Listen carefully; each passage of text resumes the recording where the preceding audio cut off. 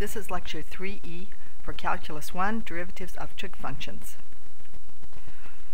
Before we even begin, we have to remember that the arguments of all trig functions are in radians. This is essential. If you are given something in degrees, convert it to radians. For the derivatives of this trig functions, I'm going to present two proofs for the derivative of this one, that the derivative of sine x is cosine x. The first proof is complete. The second one has several parts that are left for later courses. But before that, I will give you a summary of the derivative of all the trig functions. So here is a summary of the derivative of all the trig functions. And remember, when we started this course, to find derivatives, we had to take secant lines and turn them into tangent lines. And then we found that if we used the same procedure, but we did some algebra, we could take the difference quotient and turn it into a formula. That is what has been done for, essentially for these, so that having the result, you can just use the result. Okay. But the way trig functions are related, all you really have to do is prove one of them, and the others fall out by identities. And that is why this gets proved, and the others can follow. Their proofs are much shorter. This one has a fairly long proof. Okay, so what we have here is we want to take the derivative of sine of x, you get cosine x. If you take the derivative of cosine x, you get negative sine x. Watch the sign here, see? Okay. If you take the derivative of tangent x, you get secant squared. Now there's no easy way to remember these, such as cotangent is 1 over tangent, and then work it out. I mean, not in terms of the answer. But the derivative of cotangent is minus secant squared. Okay. Derivative of cosecant is negative cosecant times cotangent. Derivative of secant is secant times tangent. These are all handy. What you really need to remember is this one right here. Sine, derivative of sine is cosine. Derivative of cosine is negative sine. So now I'm going to prove that the derivative of sine is the cosine. This is a fairly long proof. Okay, this is what we want to prove, and we have to prove it from the start. We have to prove this as the limit, as h goes to 0, of the difference quotient. Well, what's the difference quotient? It is the function evaluated at x plus h, that's it right here, minus the function at x, divided by h. Okay. All right. For sine x plus h, we have to use that addition formula for sine, and we end up with this.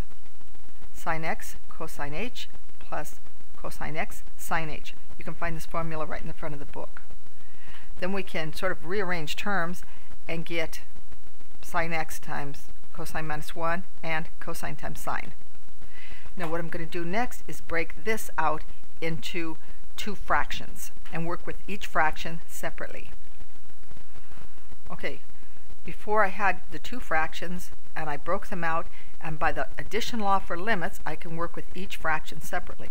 So here's the first term I have to worry about taking the limit as h goes to 0 of cosine h minus 1 over h. I factored out the sine x because that's just a constant. All right, over here I can factor out the cosine x, and I'm left with the limit of sine h over h.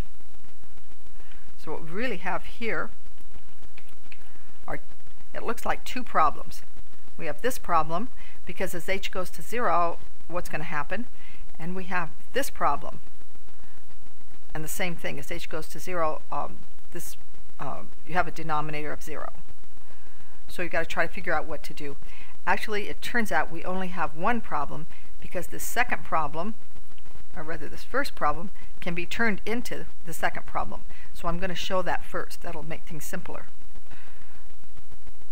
Alright, so I have a problem here. This is the term I'm working with, and I want to rewrite it.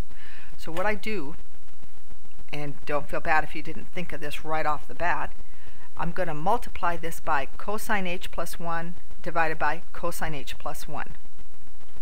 And when I do that, the numerator is cosine squared minus 1, and here's the denominator. Okay, there is a fundamental identity you really should have memorized, and that is sine squared plus cosine squared equals 1. Knowing that, I can replace cosine squared minus 1 with just sine squared. Okay. Now I can break this out into two fractions that are multiplied together. So here I'm going to put sine h over h, which is familiar from our first problem, and then I put sine h over cosine h plus 1. By the product limit law, the limit of the product is a product of the limits. In other words, I can take each limit separately. So I'm going to break that out, and I have the limit as h goes to 0 of sine h over h, which was the problem we had before, and then I have the limit of this. This one's fairly easy to take, and it's 0. But I don't know if it's multiplying something that's blowing up and then I have a problem or not. So just hang on to this result, and I'm going to rewrite the whole problem again. Okay, so here's the problem. I want to take the derivative of the sine of x, and by all this algebra and these various gyrations, I now have this problem. Sine x, which is just a constant, I have this limit, sine h over h. I have it over here as well. Okay, and then I have this limit, and I know that this limit is 0. But I have to know the value of these other two before I can use that. And since the other two are the same, now I just have to work on the limit as h goes to 0 of sine h over h. To find this limit, I'm going to use the squeeze theorem. When you have the squeeze theorem, you have a function that's bracketed between two other functions. You have one function below and one function above. Then you take the limits, and the limit of the function below and the limit of the function above are the same, and that forces the limit of the in-between function to also be the same. So here I want to find some function h, right, and some function g, and I want sine h over h to be greater than f but less than g. Okay, that shouldn't be too hard.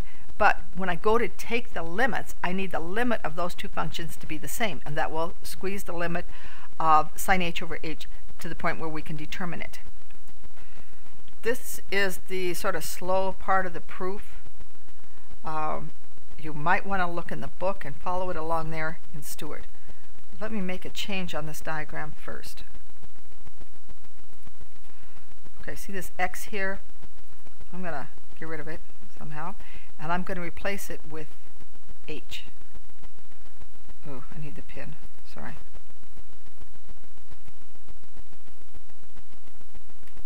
Okay, I'm going to say that the measure of the angle is h radians. All right, and now you can follow the proof here. Okay. So I go back and get this. All right, in the picture below, like I said, replace x with h, which is just what I did to follow this proof. This proof shows a part of the unit circle. Remember how sine and cosine came off of the unit circle? Okay, so this is a unit circle. The distance from OB and OA, these distances, right, this one way up to here, and the one over here, I just can't draw so well, okay, well anyway, OA and OB are radii, and they are equal to 1 because it is a unit circle. The line AD and BC are perpendicular to OB. Maybe I do need a... Okay, so here's BC right here, and it's perpendicular to this radius OB. Those are perpendicular. AD is also perpendicular. Okay. Now you have an arc, B to A. The length of an arc equals the subtended angle times the radius. The subtended angle is h, and the radius is 1, so the length of AB is h. Now I can order these three lines. The shortest line is AD, obviously, it's right here. The arc is a little bit longer, that's BC right here, and AB right here, and BC is this long line over here on the outside.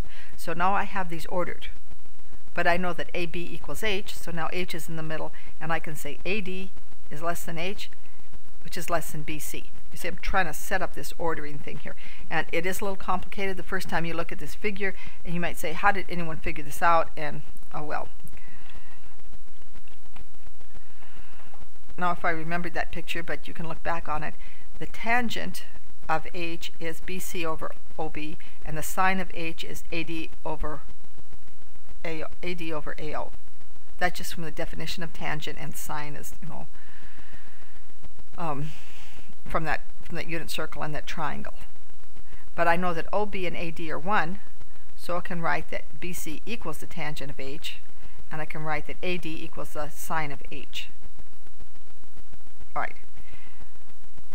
So now I know what AD is, I know what h is, and I know what BC is. AD is really the sine of h. You see things are starting to look a little familiar here. Here's the h here, and this is the tangent of h. Obviously, I'm going to divide by the tangent of h, or the sine of h. If I divide by sine of h, I get 1 here. Then I got h over sine h, which is the reciprocal of what we're looking for, and 1 over the cosine of h. So, like I said, we're almost there. Taking this, we could rewrite it in this form. If we take these reciprocals, we'll have the cosine of h here, sine h over h, and 1. This set up the sandwich theorem. Okay, if you can't figure out all that triangle part right now, just figure this much out. You needed to set up a sandwich or a squeeze theorem. You need sine h over h in the middle between two functions. So now I found these two functions. One is the cosine of h, and the other is just the constant function 1. I'm going to go back to the first slide where I set up this idea so you can see, and then I'll come back to this point. Okay, here was the squeeze theorem I was trying to set up. I wanted to set up the scenario, the situation, where sine h over h was in the middle between two functions f and g. And then I wanted it set up so that when I took the limit of each one of these, the limit of f of h, the limit of f, the one down here, equals the limit of g.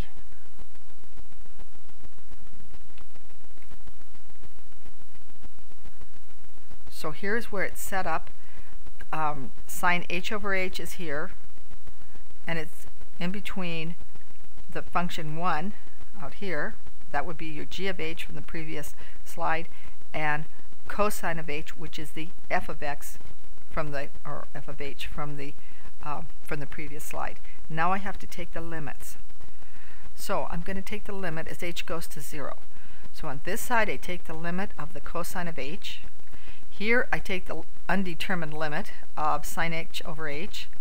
And here I have the limit as h goes to 0 of 1. Well, the limit as h goes to 0 of 1 is just 1. What happens to cosine as h goes to 0? Well, it just goes to 1. And I have my h over h bracketed between 1 and 1. Therefore, its limit is also 1. Okay, that's the desired result. Now I'll put it all back together, and we're almost done. Now, here's what I was trying to do a long time ago, was take the derivative of sine x. And I broke it out. Sine x was a constant, got factored in front. The cosine x here got factored in front. Okay, so we know where those terms came from. Then we had two limits. The limit of sine h over h, which occurred in two places, and then we had this other limit of sine h over cosine h plus 1. We know that the value of this inside one, the last one I highlighted, is 0.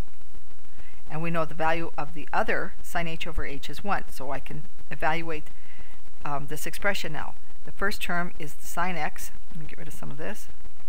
I have the sine x, which, you know, I inherited from right up here. Then I have the 1, which is the limit as h goes to 0 of sine h over h. Okay. Then I have the 0, and I got that from this limit. Okay. In the next term, I have the cosine x. You can see where that comes from. And then again, we have sine h over h, and its value, its limit is 1. Working that all out, derivative of sine x over derivative of sine x equals the cosine x. I'm going to run through the second proof quickly. Later on you might appreciate it. These transcendental functions often have an infinite series associated with them, where if you add up all these terms that right now look a little confusing, that's just a constant out in front, and here's the x's, these powers of x. When you add all these up, then you get the value of sine x. So it's a different way to evaluate the sine of x. Same with the cosine x, it has this series expansion. If I take the derivative of sine x, then I could take the derivative of this expansion, which is just a whole bunch of terms. It's a big old polynomial in x. You know how to take the derivative of the polynomials, and the interesting thing, as expected, is that this sum will turn into this sum. So the sum that is here, upon being derivative, once the derivative is taken, will turn into this one. And that is a proof showing that sine x, derivative of sine x is cosine x. So again, we're trying to take the derivative of sine x. We remember that sine x was this series expansion, and so we just take the derivative of that. Because we know how to take the derivative of polynomials, we just take it term by term by term by term, and working that out, well, we have these constants out front, and we just have to take the derivative of this power function, so we're going term by term. We end up with this function, and that function, well, we have to do something with it. 2 plus n factorial. We can write it a little differently, do some canceling, and the series expansion for sine turns into the series expansion for cosine. Obviously, this proof is a lot shorter, but it does require proving that those series expansions do indeed converge to sine and to cosine. The derivatives of the other trig functions are now, their proofs are almost trivial. I know that the derivative of sine is equal to cosine. So if I want to take the derivative of cosine, I could write it as sine x plus pi over 2. That turns a sine wave into a cosine wave. So here I take the derivative of cosine, I replace it with my identity.